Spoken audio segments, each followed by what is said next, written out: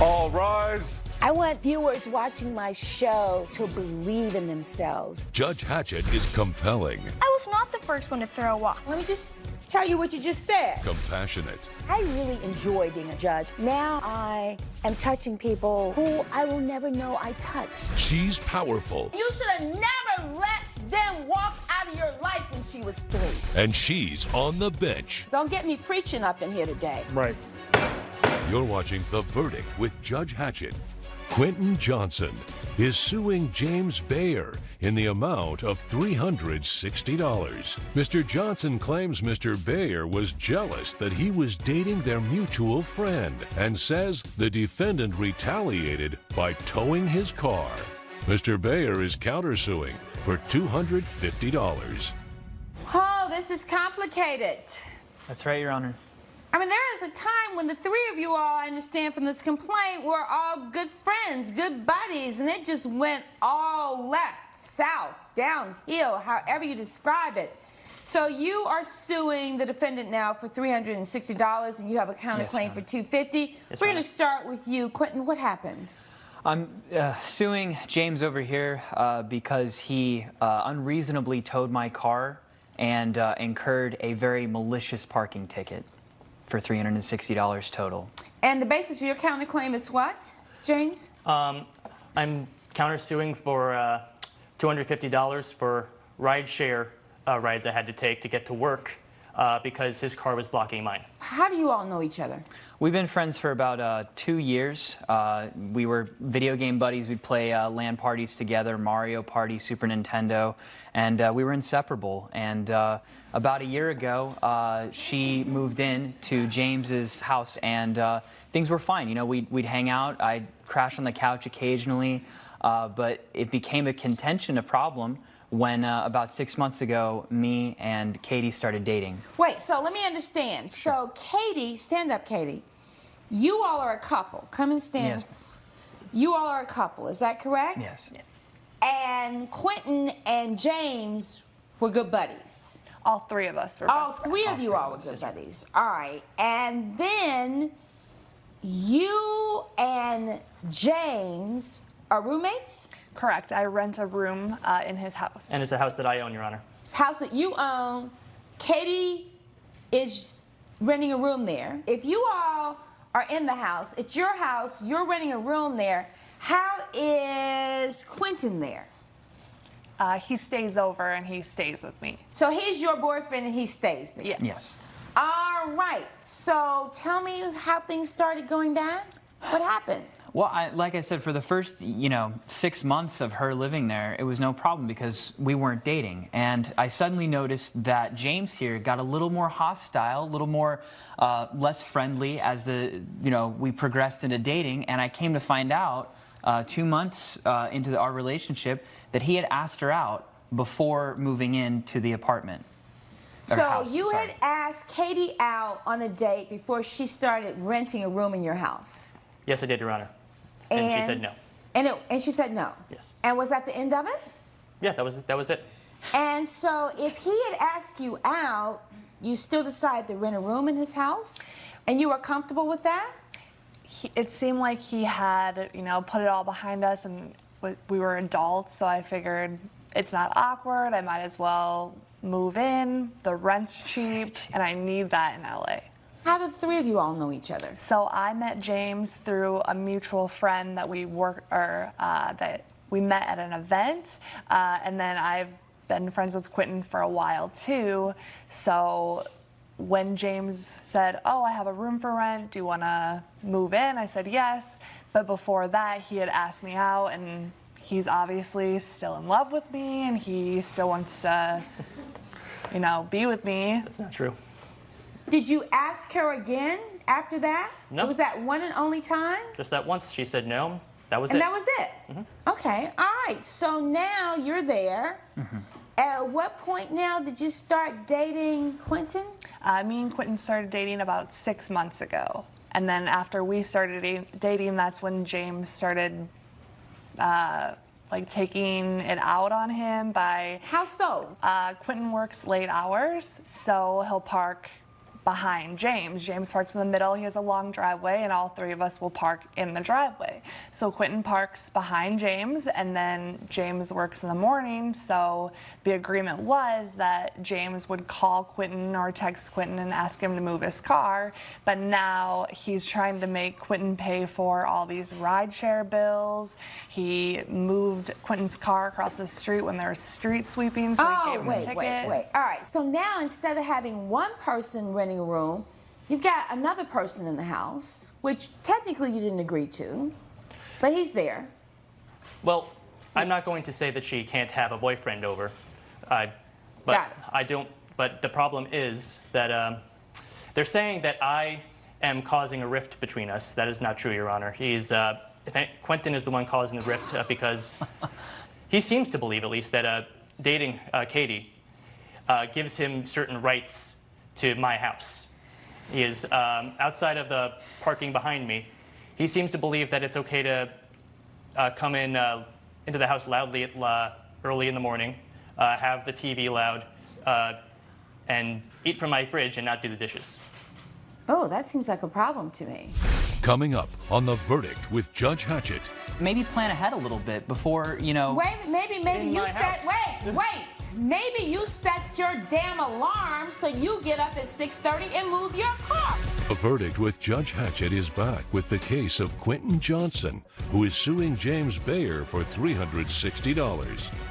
Have you all sat down to try to work this out before you got to my courtroom? Your Honor, multiple times we've tried to communicate, and James has repeatedly, instead of just saying an issue, instead of confronting us, he's either passive-aggressively texted or with the ride shares, for example. I was parking behind him, okay? And a couple times... Okay, so let's start there because I want to make sure that we are all clear about this. So now you show up at about what time in the morning? About 3 in the morning, Your Honor. About 3 in the morning. Yes. And you park behind his car. That's right. All right? So now he's got to go to work the next morning, and what happens? Well, a couple times I tried to wake him In the morning, and he could move it. Okay, so did you do that? I did, and it worked some of the time. What happened on the first time that you had to do the ride share? What happened? Why did you have to do the ride share? Well, I tried texting him, and I got no answer. I knocked on her door, still no answer, and the door was locked, so I couldn't go in and try and shake him awake. Right. So. And you had to be at work. And I had to be at work very soon. I was going to be running late, even if he had come out at just that moment. All right, so then you say, okay, he's not responding to my text. He's not responding to the knock on the door, and you had to do ride share. Yes, Your Honor. Why is that unreasonable then that he had to do ride share? I think it's circumstantial that he was knocking on the door because neither of us ever heard him knocking on the door. And when you hear a text message, it's very faint, you know, a slight buzz. I mean, he could have called, he could have said, hey, I need my stuff, you know, you need to move, I need to, you know, get to work, you know, and he's saying he's running late, you know, maybe plan ahead a little bit before, you know. Maybe you set, maybe you set your damn alarm so you get up at 6:30 and move your car. Why does all of this have to be on him when you're blocking his car? No, you're right, Honor. I made efforts, okay? Towards the end, we had issues, and I tried to set alarms, but at that point, it had become, you know, point of no return. Set alarms? Either you tried or you did it. What happened that got this to the tipping point that it was necessary to have the car towed? So how many times did this go on? It happened 6 times, which comes to 12 rides. 1 ride to work and 1 ride back to work. Okay, so now we have ride share. And I have the bill here. And you have the Your bill. Honor. Let me see those, please. So was there some new arrangement according to the complaint that you made a key? Well, the first time that he had a ride share, I agreed to pay for it. And then, you know, he came to the assumption, I think, that because I paid for it the first time and I felt bad, that whenever he couldn't wake me up, he just assumed that I'm going to pay for all these ride shares. And as you can see, there's quite a few, and it's quite a bit of money. Instead of just talking, instead of just communicating. So we got into a big fight because he wants me to pay for that. We offered to put a key on the counter so he wouldn't have to knock on the door, wouldn't have to, you know, be uncomfortable by the situation. He could move the car, and then that's it. No issues, you know, put the key back, and that was that, we thought. And what went wrong with that plan? Katie, what happened with that plan? Well, James took the key, moved Quentin's car, and he moved it across the street because he found a spot. But the spot that he found was, there were street signs all around saying don't park between this time and this time because there's street cleaning, and the tickets, if your car is parked there, they're So pretty that's where the expensive. ticket came in. That's right. All right, so we have a ticket now. And then at some point, though, the car got towed, apparently. I got the ticket, and I mean, he's lived there for 2 years, doesn't pay attention to street sweeping. I think he did it maliciously because of the past that we've had, because I'm dating Katie. And when I confronted him about it, he says, well, you know, I all this money for ride shares, you know, we could just consider it even because, you know, you owe me for that, and the ticket, it's not my responsibility to pay. So, you know, it was ridiculous. So once again, another fight. And this time, Katie and I make a deal. We're going to have 2 keys to make sure that at any point, one of us will take the car and move it.